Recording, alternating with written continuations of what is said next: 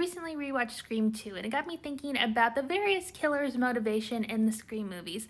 And I feel like there's a couple that have like decent motivations versus some of them that just seem to only want to be famous, only want to be like a killer and like get on the news. I don't know. So like these are the people I think that have the best motivations, but I think one person stands out above the group. First, you have Detective Bailey, Ethan, and Quinn from Scream 6. Their motivation was basically to avenge Richie's death, which I mean, like, fair, that makes sense. You know, that was your brother, that was your son. I mean, Richie was a killer, and honestly, it wasn't a very good one. So, I don't know. That wasn't the best motivation. We got Roman from Scream 3. Not only did he, like, kill everyone himself, I mean, he acted alone, which is super impressive. He's like the only killer to act alone like that, so props to him. He basically had a really good motivation because basically he was grieving the life that he thought he deserved that Sidney had. I know that Maureen Prescott is his mother. He approached her and she basically wanted nothing to do with him. He found out that she had a daughter and that she's been raising Sidney, and she obviously wanted something to do with Sidney. So he's been holding a grudge against Sidney and Maureen, and he did all of this basically to get revenge.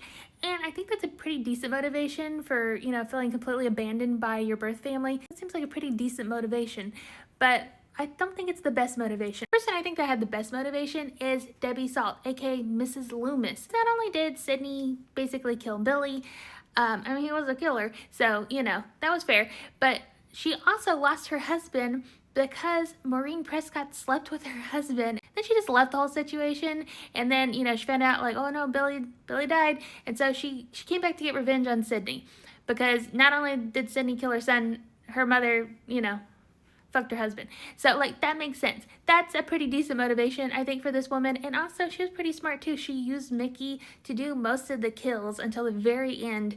So, I mean, I think she was the brains of the operation. I think she was pretty smart, motivated by revenge. So, I think out of everyone's motivation, she might have the best one, but she might be tied with Roman. I don't know. I think they both have the best motivations.